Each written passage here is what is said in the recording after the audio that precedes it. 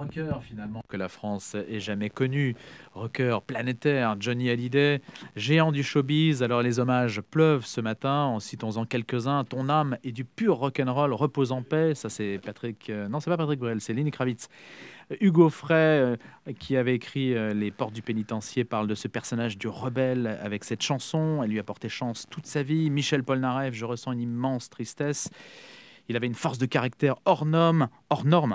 Omar Sy sur Twitter, quelle chance immense de t'avoir connu, un homme inoubliable, exceptionnel. Et puis les hommages s'enchaînent comme ça. Alors nous, on va pas forcément faire comme les autres, on va dire. On va essayer d'analyser quelque peu ce qui se passe et puis surtout ce que représente Johnny Hallyday, ce qu'il a représenté pour une génération, pour plusieurs générations même. Louis Manarange et Hugo Billard, historiens, parce que c'est déjà peut-être un personnage de l'histoire. Bonjour à tous les deux. Bonjour. Bonjour.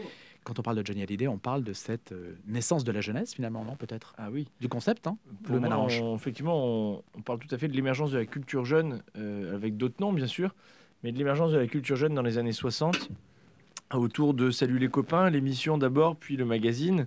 C'est bien sûr Souvenir, toutes les chansons des années 60 de Johnny qui sont vraiment l'ADN d'une culture jeune en France. Qui viennent d'Amérique, hein, beaucoup. Hein. Qui vient d'Amérique, qui a aussi sa note française. Hein, bien sûr, avec le mariage avec Sylvie Vartan, on a affaire à une sorte de conte de fées, certes passager, mais toutefois marquant pour la jeunesse française. Alors bien sûr, c'est pas directement, vous voyez, ce qui a préparé des événements comme 68, mais c'est quand même la génération du baby-boom qui trouve ses référents culturels et qui les trouve ailleurs que dans la reproduction des goûts de la génération précédente et de la génération des parents en particulier. Et finalement, si on regarde, effectivement, c'est une culture américaine importée, certes, mais c'est quand même la langue française qui est le vecteur de la musique de Johnny. Et c'est toujours d'ailleurs avec un grand soin de la langue que ces chansons ont été écrites, certes souvent par d'autres, même par d'autres, mais il n'empêche qu'il y a une hybridation effectivement d'une importation d'un modèle culturel et d'une spécificité française. Hugo Billard. Les gens m'appellent l'idole des jeunes. Il y en a même qui m'envient. En fait, ce qui est intéressant avec ces chansons-là, alors là, j'arrête parce que sinon il va pleuvoir dans le studio. Mais ce qui est intéressant avec ça, c'est que il y a un rapport à la célébrité, à la gestion de la célébrité derrière Johnny Hallyday, mais aussi derrière Jean d'Ormesson, mais aussi derrière toutes ces générations des 70-90 qui arrivent aujourd'hui au terme d'une carrière bien installée et qui a permis la construction d'une véritable génération culturelle. Ce qui est intéressant derrière eux, c'est que la gestion de la célébrité a eu deux effets. Soit ils s'y sont noyés, soit ils s'y sont crachés, et on n'a plus entendu parler d'eux, soit ils s'y sont maintenus. Et lorsqu'on compare Johnny Hallyday et Jean d'Ormesson, ce qui est assez subtil quand même hein, au départ, mais lorsqu'on compare les deux, ils ont un rapport à la célébrité qui est un rapport pleinement assumé et qui est un rapport fait d'une certaine élégance dans le rapport l'un au lecteur, l'autre à l'auditeur, chanteur, etc. Ce qui est intéressant derrière tous ces deux-là, c'est qu'ils sont aimés. Et la raison est, pourquoi sont-ils aimés? Et derrière toute cette culture-là, il y a l'idée qu'on peut s'adresser à un public sans considérer ce public comme étant un simple acheteur. En réalité, on s'adresse au public comme s'il était en face de soi, on lui parle comme s'il était son ami. On n'est pas ici dans un rapport marketing. Et ce qui est intéressant derrière ces deux personnes-là, c'est qu'on est vraiment dans une vision de ce qu'est la société française, la culture française, de derrière une manière de comprendre l'économie française. Je suis un peu long là-dedans, mais qui est un rapport direct et qui est pas un rapport strictement marchand. Vous allez peut-être un petit peu loin en disant que ce n'était pas du marketing. Il y a non, bien sûr, il y a du marketing derrière tout ça et tout ça. Mais quand vous voyez la manière dont Johnny Hallyday s'adresse à ses fans, quand vous voyez la manière dont Jean d'Ormesson s'adresse à ses lecteurs, il y a un même sentiment d'amour réciproque. Je pensais, et on l'a beaucoup montré hier, la manière dont Jean d'Ormesson avait accueilli Simone Veil à l'Académie française en disant « Madame, nous vous aimons ». On peut dire aujourd'hui... Les fans de Johnny Hallyday disent « Johnny, on t'aime » dans les concerts.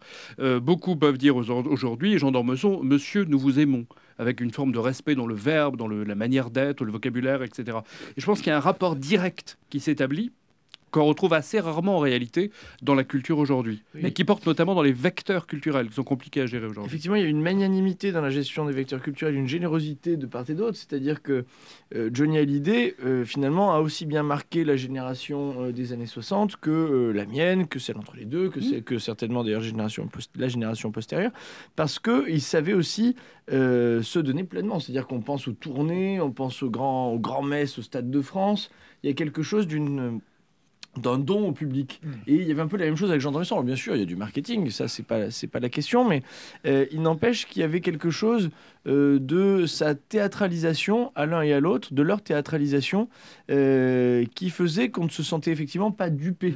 On se disait, bah, on en a pour entre guillemets, son argent, en tout cas on en a pour l'investissement affectif qu'on met dans les personnages. Il y a aussi une forme parfois désarmante de sincérité, c'est-à-dire que lorsque Johnny faisait une mauvaise chanson ou que Jean d'Ormesson écrivait un livre pas terrible, il le disait.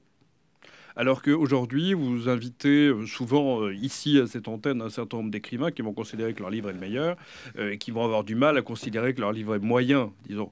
Donc il y a une forme de sincérité parfois désarmante par rapport à leur propre œuvre. Sous-entendu, finalement, mon œuvre, c'est une forme d'occupation, mais derrière, il y a une sorte d'attente spirituelle. Mais c'est un gage rendu à la gloire, ça. Peut-être, sans doute. Mais chez Jean d'Ormesson, cette attente spirituelle, elle était forte, elle était écrite, elle était claire, elle s'écrivait. Chez Johnny Hallyday, l'immortalité se construit par le souvenir. On est plus dans la définition classique de l'immortalité. C'est parce qu'on continue de chanter mes chansons que je continue d'exister. Et je ne sais pas quel est son rapport, pour le coup, en dehors de quelques chansons à Dieu, à l'esprit, etc. Il est peut-être dans le... Il se disait croyant. Ah si, il y avait une chanson sur Marie, voilà. D'ailleurs. Hein, il a chanté oui, sur Marie. On peut peut-être d'ailleurs... Alors, au Marie, est-ce que c'est sur la Sainte Vierge? Je suis pas tout à fait sûr, mais on peut... Non, mais il faudrait inviter Hugo Frey, disons. Là. Avec Hugo Frey, il y aura peut-être un rapport à l'esprit qui serait un peu plus... Il voulait venir sur l'antenne, d'ailleurs, il y a quelques temps, donc c'est l'occasion, voilà, justement. Pour le coup, il parlait pas de J'ai un Johnny petit aussi. bémol, enfin, je ne sais pas si c'est un bémol, d'ailleurs, mais est-ce que leur notoriété ne vient pas aussi du fait, puisque vous avez croisé spontanément Jean d'Ormesson et Johnny Hallyday, du fait que c'était des figures, j'allais dire, charismatiques, non culpabilisantes, non clivantes, et ça, les médias aiment ça. Ah, bien sûr. En fait, il contribue à dessiner, ça peut paraître très grandiloquent comme expression, mais je l'assume, il contribue à dessiner le maintien d'une forme de peuple. Alors pas d'un peuple politique, mais il s'agit bien quand même effectivement de figures. Il suffit de voir d'ailleurs les réactions de la classe politique à la mort de Johnny. Johnny, on le classait quand même plutôt à droite, mais un des premiers à avoir réagi, c'est Benoît Hamon.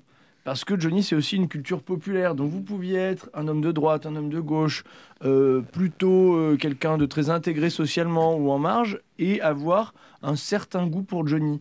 Alors certains avec un premier degré total, d'autres avec une forme de second degré, qui peut aussi parfois s'assimiler à une forme de snobisme, hein, d'ailleurs. Mais il n'empêche que... eh bien, il y avait une sorte d'unité culturelle autour de ces figures-là. Donc ça, c'est assez rare, parce que là, il n'y a plus personne qui joue ce rôle-là. À mon sens, c'est pas grand. grave. Il y en a peut-être d'autres, hein, mais... Oui, il y en a d'autres qui émergent de toute façon de toutes les générations, simplement. Mais qui vont taper dans tous les coins de la société. Cette génération sacrée tellement forte, et je pense aussi à Eddie Mitchell, je pense à un certain nombre d'autres, c'est vraiment la génération des grands monstres sacrés. Dans la génération d'après, vous en avez sans doute un On a certain plus le nombre. sentiment qu'aujourd'hui, à l'image des médias, il y a une fragmentation Jean-Jacques extrême. Goldman. Oui, il y a Jean-Jacques Goldman. Ouais. Jean-Jacques Goldman, on est clairement là dans le chanteur qui s'adresse à tous avec des textes particuliers, des tubes, et en même temps une forme de sincérité face au public qui est extrêmement forte. Et puis de en réserve France, par rapport aux médias. Maintenant, il y a une consécration par nostalgie quand même aussi, si je puis me permettre. C'est-à-dire que tant qu'on passe pas sur nostalgie, on ne peut pas prétendre au statut de vache sacrée. Donc nul ne sait ce qui passera sur nostalgie dans 20 ans. Hugo Billard, une dernière réflexion rapidement là-dessus. D'Ormesson, Johnny, bon, Parce qui se quitte. Ça fait beaucoup en une semaine. Oui, ça fait beaucoup une semaine. Après, c'est un peu la loi des séries. Donc, on n'a pas parlé de Ali Abdallah Saleh, ce qui est en soi pas un drame dans la question culturelle, l'ancien président yéménite. Il y a des disparitions qui marquent et des disparitions qui vont poser plus de problèmes que d'autres. Donc là, on peut assister à une forme d'unanimité culturelle derrière ces deux-là, qui rappelle aussi que la culture française a une influence au-delà de la France même. Je pense à nos amis du Canada français, à nos amis du Québec, où là, pour le coup, vous avez un rapport à la culture française qui reste extrêmement fort et qui nous influence aussi. Alors, merci à toute la francophonie. Céline a déjà d'ailleurs rendu hommage à Johnny, bien sûr. Oui. On en parlera d'ailleurs avec Jacques Gauthier, qui est canadien et qui est notre grand témoin juste après, dans une dizaine de minutes. Merci à Louis Manaranche et à Hugo Billard. Gaspard, c'était notre chemin du ciel. Il nous montrait ce qui était censé